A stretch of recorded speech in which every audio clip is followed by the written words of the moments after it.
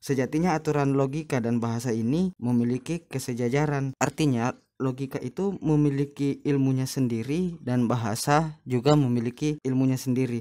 Nah, logika sebagai pola berpikir itu melalui term, sedangkan bahasa sebagai sarana komunikasi itu melalui kata.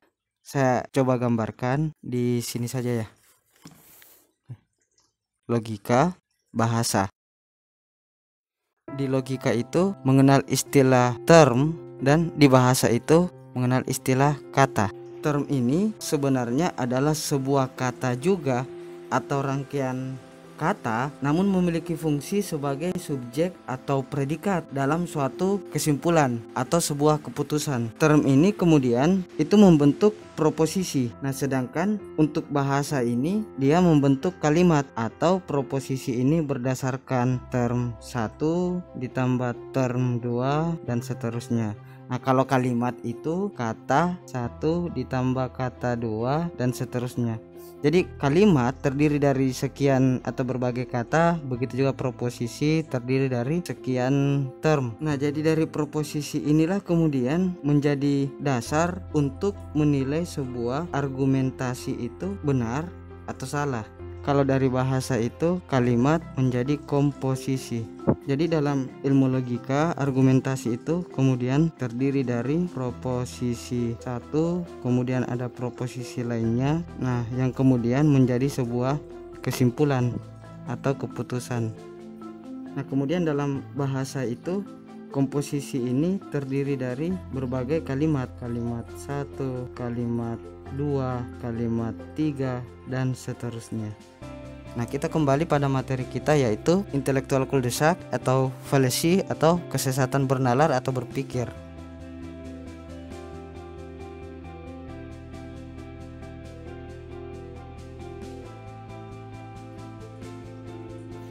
Kesesatan berpikir ini merupakan jebakan bagi proses penalaran kita. Nah, sehingga dengan memahaminya kita berharap dapat jeli dan cermat dalam menghindari berbagai kesalahan dalam bernalar. Sekaligus kita mampu menilai secara kritis argumentasi-argumentasi yang sedang kita hadapi. Untuk menghindarinya itu kita harus dapat mengupayakan agar setiap kata atau kalimat memiliki makna yang tegas dan jelas. Kesesatan berpikir ini itu ada dua pembagian secara umum. Yang pertama itu kesesatan terhadap bentuk aturan logika. Kesesatan logika karena bentuk aturan logika ini itu terbagi dua lagi, yaitu kesesatan formal dan informal. Kesesatan formal ini terjadi karena pelanggaran-pelanggaran terhadap hukum-hukum logika. Nah, sedangkan kesesatan informal ini itu terjadi karena penggunaan aksen atau tekanan pada sebuah kata dalam satu kalimat dalam argumentasi itu dilakukan secara tidak tepat. Nah, selain kesesatan berpikir karena bentuk aturan logika, yang kedua itu terjadinya kesesatan berpikir berdasarkan argumentasi yang salah. Kesesatan berpikir karena argumentasi yang salah ini juga terbagi dua. Yang pertama itu karena kekeliruan relevansi, yang kedua itu ambiguitas penalaran. Nah, sekarang kita membahas mengenai pembagian dari setiap kesesatan berpikir ini disertai dengan contoh-contohnya. Yang pertama itu adalah kesesatan bernalar yang disebabkan oleh kesalahan dalam menerapkan aturan silogisme secara formal. Nah, jadi untuk memahami kekeliruan formal ini, teman-teman sebaiknya kembali mendalami dasar-dasar silogisme dalam ilmu logika. Beberapa contoh dari kesalahan bernalar atau kesesatan bernalar secara formal ini yaitu yang pertama itu dikenal dengan kesesatan karena empat artian atau biasa disebut dengan istilah fallacy of four terms, atau dalam bahasa Latin itu disebut dengan quaternio terminorum. Bentuk silogisme yang sahih itu ialah silogisme yang memiliki term yang masing-masing disebut dua kali. Nah, sehingga apabila dalam sebuah silogisme yang terdapat 4 term, bentuk silogisme itu tidak sahih atau tidak valid. Itu terjadi karena term penengah diartikan ganda, sedangkan dalam patokan diharuskan hanya terdiri dari setidaknya 3 term. Nah, contohnya kayak gini nih. Premis pertama menyebutkan bahwa sebuah rumah mempunyai halaman. Lalu kemudian premis berikutnya itu buku logika ini mempunyai halaman. Nah, halaman di sini ini memiliki makna yang berbeda, namun ketika diberikan konklusi atau kesimpulan bahwa buku logika ini adalah halaman rumah. Nah, ini yang dimaksud makna ganda, padahal seharusnya antara halaman dalam sebuah buku itu jelas berbeda dengan halaman untuk sebuah rumah. Nah, kemudian diberikan konklusi itu seakan sama. Nah, itu untuk falasi yang pertama. Lalu falasi yang kedua itu the fallacy of the undistributed middle, atau kesesatan karena term tengahnya itu yang tidak terdistribusi. Nah, dalam bahasa Latin itu non distributio medii. Untuk memperoleh konklusi yang benar, term tengah itu sekurang-kurangnya satu kali berdistribusi atau tidak satupun dari kedua term pernah mencakup. Nah, itu untuk kekeliruan dari non distributio medii ini. Nah, contohnya kayak gini nih.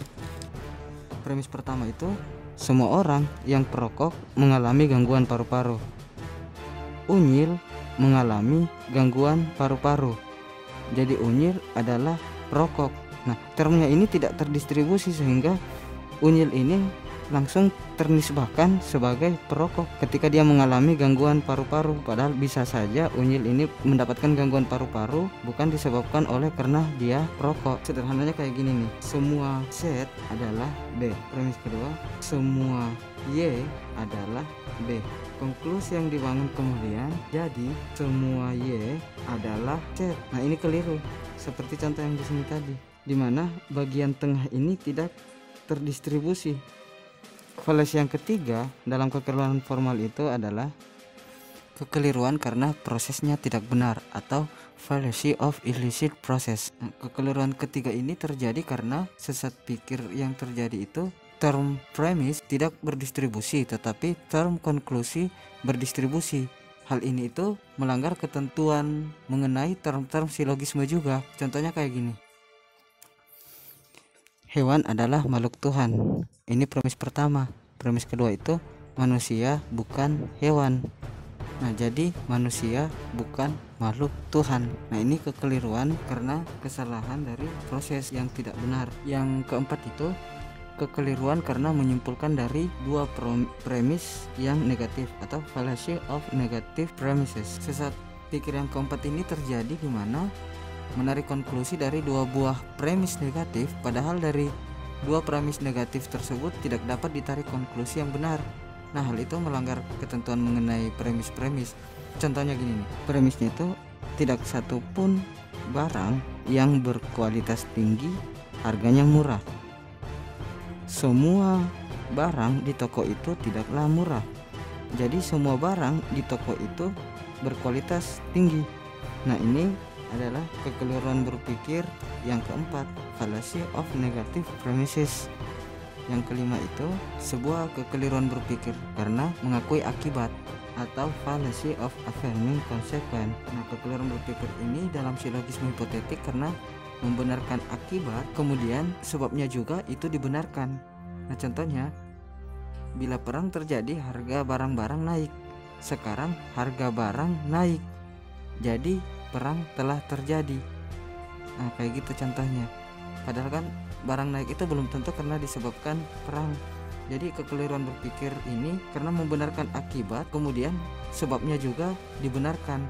Nah, yang keenam itu kekeliruan karena menolak antecedennya atau menolak sebabnya atau fallacy of denying antecedent. Kekeliruan berpikir ini bisa terjadi dalam silogisme hipotetik karena mengingkari sebab kemudian disimpulkan bahwa akibat juga tidak terlaksana. Contohnya itu bila permintaan bertambah harga naik. Sekarang permintaan tidak bertambah, harga tidak naik. Nah, di sini antecedennya ditolak lalu kemudian disimpulkan bahwa harganya tidak naik. Ini adalah kekeliruan berpikir. Kemudian yang ketujuh itu adalah fallacy of disjunction atau kekeliruan karena bentuk disjungsi. Nah, kekeliruan berpikir ini terjadi dalam silogisme disjungsi itu karena mengingkari alternatif pertama kemudian membenarkan alternatif lain. Padahal menurut patokannya pengingkaran alternatif pertama itu bisa juga tidak terlaksananya alternatif yang lain. Contohnya itu Nobita berangkat ke sekolah atau tidur siang. Ternyata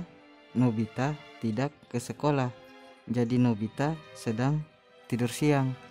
Nah, inilah kekeliruan secara disjungsi karena terjadi pengingkaran pada alternatif pertama lalu menyimpulkan kepada alternatif berikutnya. Nah, padahal pengingkaran terhadap alternatif pertama bisa juga tidak terlaksananya alternatif yang lainnya. Nah, di sini diingkari bahwa Nobita tidak ke sekolah, disimpulkan Nobita sedang tidur siang. Padahal alternatif lain bisa saja yang terjadi, misalnya ke bukit belakang sekolah atau ke tempat lainnya, misalnya ke rumah Shizuka atau gimana. Nah, itu untuk kekeliruan karena bentuk disjungsi. Kekeliruan ke-8 itu fallacy of inconsistency atau kekeliruan berpikir karena ketidakkonsistenan. Nah, kekeliruan berpikir ini karena tidak runtutnya pernyataan yang satunya itu dengan pernyataan yang diakui sebelumnya, atau dengan kata lain terjadi pertentangan atau tidak konsisten antara suatu pernyataan dengan pernyataan yang diakui sebelumnya. Contohnya itu kayak gini, materi logika ini sudah sempurna, kita perlu melengkapi beberapa penjelasan agar komplit. Nah, ini kekeliruan berpikir inkonsistensi, artinya antara premis kedua dengan premis pertama ini tidak konsisten, dimana di sini sudah dinyatakan sempurna, tapi kemudian pada premis berikutnya itu diperlukan menambah beberapa penjelasan agar komplit. Nah, sedangkan sempurna ini sudah pasti sudah komplit, tapi masih harus dilengkapi. Nah, di sini adalah kekeliruan inkonsistensi. Jadi itu 8 kekeliruan bernalar atau kekeliruan berpikir atau intelektual cul-de-sac dalam bentuk formal. Selanjutnya itu adalah kekeliruan atau kesesatan berpikir atau kekeliruan bernalar atau intelektual cul-de-sac secara informal. Nah, yang pertama itu untuk informal ini fallacy of hasty generalization atau dalam bahasa Latin itu dicto simpliciter ad dictum secundum quid, atau biasa juga disebut kekeliruan karena membuat generalisasi yang terlalu terburu-buru. Nah, contohnya nih, kekeliruan berpikir dia pejabat negara tapi melakukan korupsi. Kalau begitu pejabat negara memang jahat. Nah, itu menggeneralisasikan secara keseluruhan pejabat itu dianggap jahat karena satu atau dua atau beberapa pejabat negara telah melakukan korupsi, atau seseorang yang melakukan korupsi lalu dinisbahkan bahwa seluruh sisi kehidupannya dari dia lahir atau sampai dia meninggal kelak itu dianggap jahat. Nah, itu adalah sebuah penggeneralisasian yang terlalu terburu-buru. Nah, kesesatan berpikir yang kedua fallacy of oversimplification. Nah, ini adalah kekeliruan karena alasan yang hadir itu terlalu sederhana, lalu ditariklah sebuah kesimpulan. Contoh misalnya, smartphone buatan Samsung adalah yang terbaik karena paling banyak peminatnya. Nah, ini adalah sebuah kekeliruan berpikir karena bukti yang diajukan itu terlalu sederhana atau terlalu sedikit, dimana hanya dengan satu indikator paling banyak peminat lalu dinisbahkan bahwa smartphone tersebut adalah yang terbaik, padahal masih membutuhkan berbagai indikator-indikator yang lainnya. Nah, untuk yang ketiga itu adalah fallacy of false hypothesis, atau yang dalam bahasa Latinnya itu argumentum ad baculum. Argumentum ad baculum ini adalah kekeliruan berpikir di mana berasal dari pemaksaan terhadap praduga. Nah, kekeliruan ini menetapkan kebenaran berdasarkan suatu dugaan. Contohnya, dalam sebuah kejadian misalnya, anggaplah si Naruto dituduh mencuri.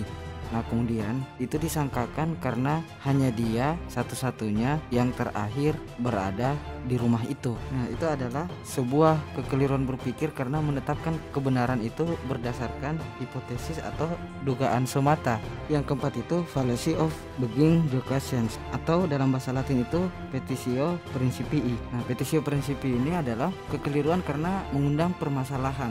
Nah, dianggap keliru dalam bernalar itu karena kekeliruan berpikir ini mengambil konklusi dari premis yang sebenarnya premis tersebut itu harus dibuktikan dahulu kebenarannya. Nah, contohnya Shinchan adalah anak yang rajin karena rumahnya selalu terlihat bersih. Nah, itu adalah sebuah kekeliruan berpikir karena bisa saja bukan Shinchannya yang membersihkan rumah, masih membutuhkan pembuktian lebih lanjut. Yang kelima itu fallacy of circular argument, atau biasa juga dikenal dengan circular reasoning, atau dalam bahasa Latin itu circulus in probando.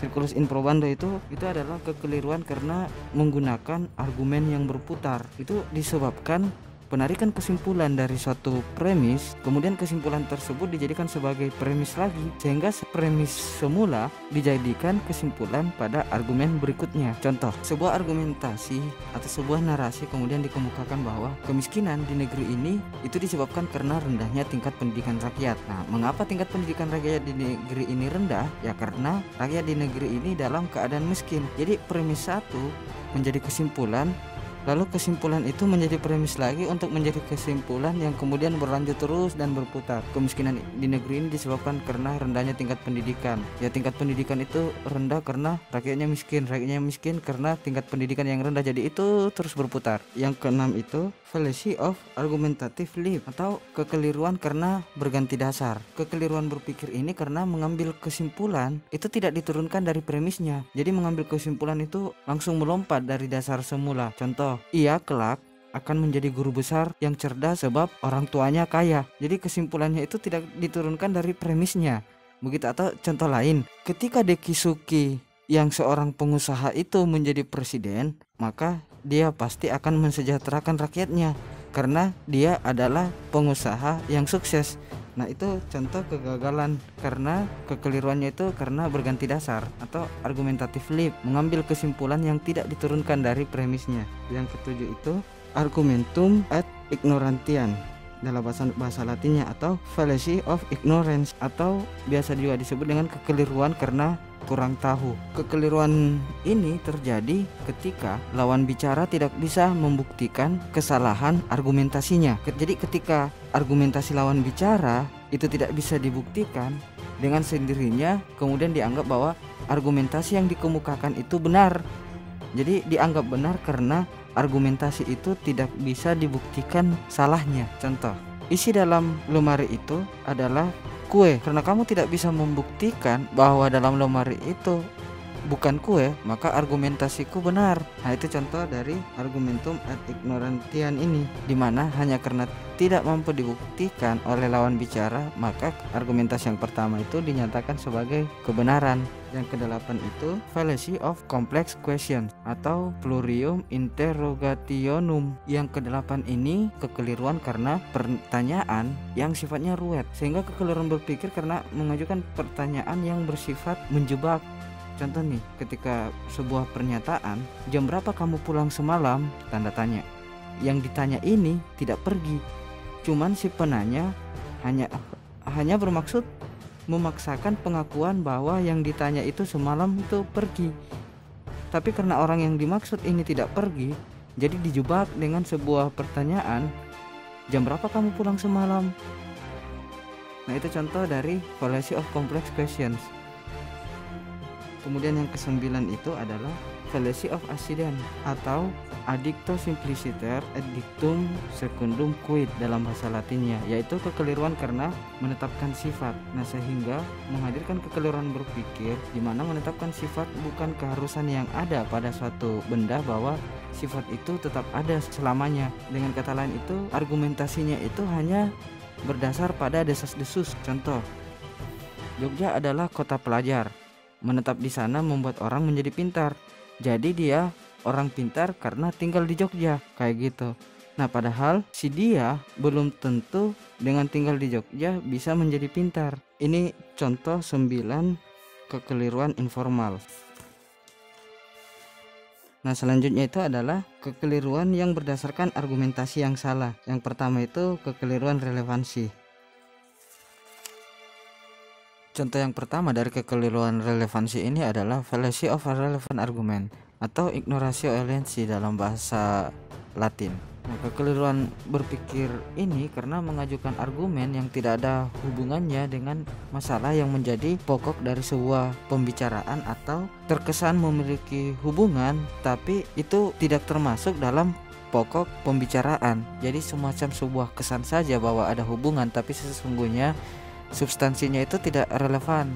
Contoh nih, misalnya kecelakaan pesawat itu menunjukkan bahwa penerbangan kita masih aman karena secara statistik jumlah kecelakaan yang terjadi di transportasi udara itu masih jauh lebih sedikit dibanding kecelakaan yang terjadi di transportasi darat. Nah, ini adalah fallacy of irrelevance. Kenapa? Pokok pembicaraan adalah mengenai kecelakaan yang terjadi pada transportasi udara.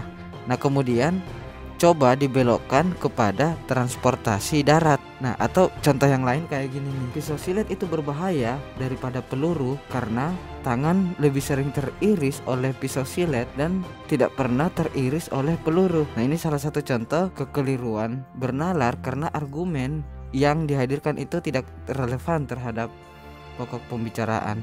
Yang kedua itu fallacy of appealing to authority atau argumentum ad verecundiam. Argumentum ad verecundiam ini adalah kekeliruan karena argumentasi yang mendasar pada otoritas. Nah, argumentasi yang mendasarkan diri pada otoritas ini biasanya pada kewibawaan atau kehormatan seseorang, tapi dipergunakan untuk permasalahan di luar otoritas ahli tersebut. Contoh pada kekeliruan ini misalnya HP atau smartphone merek Plankton itu sangat baik karena pernah digunakan oleh artis sinetron. Nah, itu adalah argumentum de verecundiam karena artis sinetron itu tidak memiliki relevansi terhadap kualitas dari sebuah smartphone untuk dinilai menjadi suatu baik atau tidak, tapi masih membutuhkan indikator-indikator lain.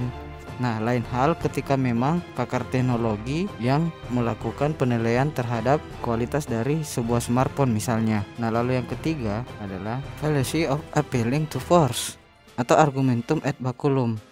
Argumentum ad baculum ini adalah kekeliruan karena mendasarkan diri pada kekuasaan, atau kekeliruan berpikir itu karena berargumen pada kekuasaan yang dimiliki. Misalnya nih, sebuah ungkapan, kau masih juga membantah pendapatku, kau kan itu baru semester 1 duduk di bangku perguruan tinggi ini, saya sudah 7 tahun. Nah, itu salah satu contoh kekeliruan berpikir karena mendasarkan diri pada kekuasaan. Yang keempat itu fallacy of abusing atau ad hominem abusive. Nah, ad hominem abusive ini itu kekeliruan berpikir atau kekeliruan bernalar, di mana kekeliruan karena menyerang pribadi atau sebuah argumen itu ditolak karena dikemukakan oleh seseorang dengan cara menyerang pribadi lawan bicaranya. Misalnya, ya kamu kan pernah menjadi narapidana kasus pencurian. Nah, untuk apa pendapatmu didengar? Bisa saja kamu berbohong. Nah, itu contoh dari ad hominem abusive. Yang kelima, fallacy of false analogy atau kekeliruan karena salah mengambil analogi. Kekeliruan berpikir ini karena menganalogikan dua permasalahan yang kelihatannya mirip tapi sebenarnya berdasar atau berbeda secara mendasar. Contoh dari kesalahan mengambil analogi ini atau kekeliruan mengambil analogi ini adalah misalnya argumentasi tentang tempat prostitusi itu tidak ada bedanya dengan perusahaan jasa lainnya. Yang membedakan itu hanyalah produk yang ditawarkan kepada masyarakat. Jadi kalau tempat prostitusi ditutup, ya seharusnya perusahaan-perusahaan lain juga ditutup dong. Nah, itu salah satu contoh analogi tidak berdasar pada situasi yang sama atau keliru dalam menggunakan analogi. Yang keenam itu fallacy of appealing to pity. Argumentum ad misericordiam ini adalah kekeliruan karena mengundang belas kasihan. Jadi sebuah uraian yang sengaja menarik belas kasihan untuk mendapatkan konklusi yang diharapkan atau kesimpulan yang diharapkan berdasarkan rasa belas kasihan. Nah, meski uraian itu sendiri tidak salah, tetapi menggunakan kalimat-kalimat yang menarik belas kasihan agar kesimpulannya itu menjadi lain, padahal masalah hubungan dengan fakta bukan dengan perasaan. Contoh nih, kita tutup saja kasus pencurian ini yang dilakukan oleh anak tersebut karena anak tersebut itu termasuk anak yang berprestasi di sekolahnya. Nah, bagaimana dengan prestasi-prestasi di sekolahnya ketika dia ketahuan mencuri?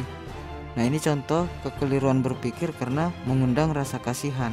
Ini contoh 6 kekeliruan berdasarkan kekeliruan relevansi.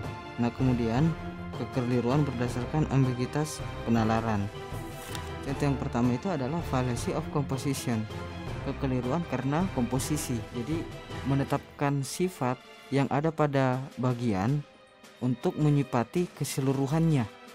Contohnya, seluruh ruang kelas itu sudah siap untuk ditempati kuliah, maka keseluruhan perkuliahan itu sudah siap untuk dilaksanakan secara offline. Nah, ini contoh kekeliruan karena komposisi, di mana satu variabel kelas saja, kelas siap dinyatakan bahwa semua komponen itu dinyatakan siap, atau sifat yang ada pada satu bagian itu disifati kepada keseluruhan substansi lainnya. Nah, yang kedua itu fallacy of division atau kekeliruan karena bagian-bagiannya. Kekeliruan ini itu cirinya menetapkan sifat yang ada pada keseluruhan, maka demikian juga setiap bagiannya. Contoh, rumah ini dibangun di atas tanah yang luas.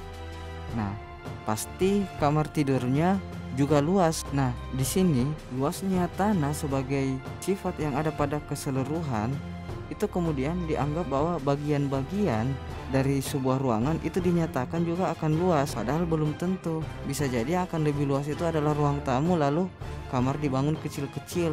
Nah, yang ketiga itu fallacy of assent. Fallacy ini adalah kekeliruan karena tekanan pada satu kata dalam sebuah kalimat, dalam sebuah tuturan argumentasi. Misalnya nih, ibu, ayah pergi.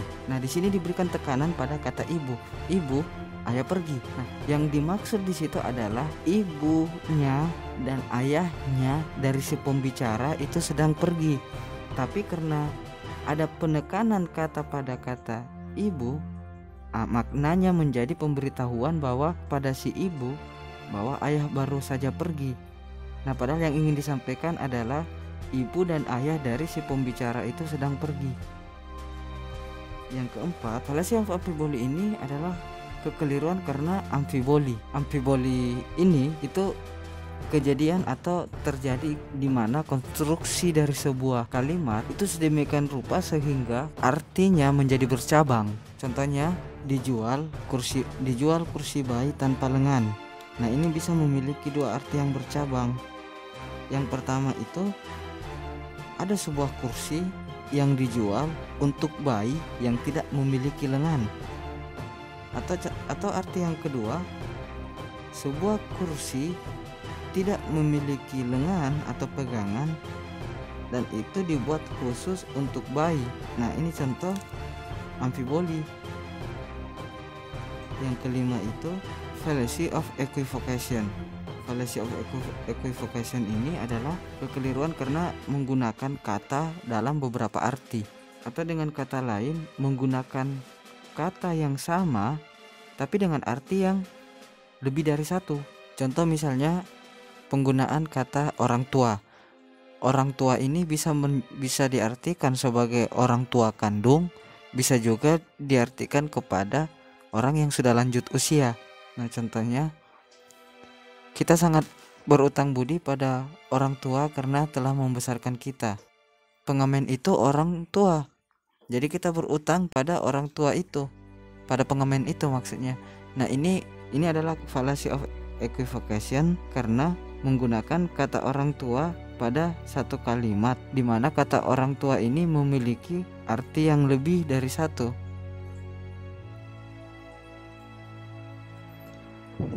Itulah beberapa contoh yang dapat kita gunakan agar jeli dan cermat terhadap berbagai kesalahan dalam menalar.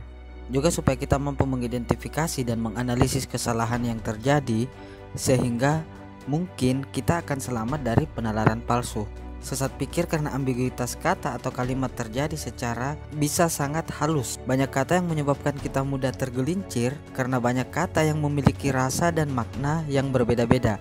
Untuk menghindari terjadinya sesat pikir tersebut, kita harus dapat mengupayakan agar kita dapat mendefinisikan setiap kata atau term yang dipergunakan. Nah, salah satu metode sederhana untuk memeriksa sebuah argumentasi yaitu dengan menggunakan metode FAT. Yang pertama itu adalah fallacies, yaitu mengidentifikasi kesesatan dalam hubungan logis dalam sebuah argumentasi.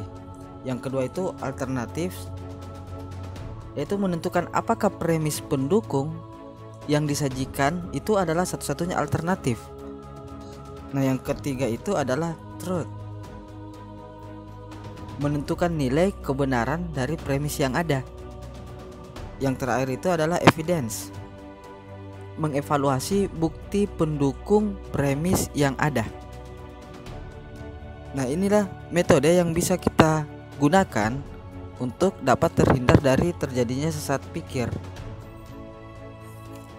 Dari contoh-contoh yang telah disajikan itu, kita dapat mengidentifikasi berbagai argumentasi yang hadir di hadapan kita, termasuk ketika kita menjadi netizen pada sosial media. Terima kasih.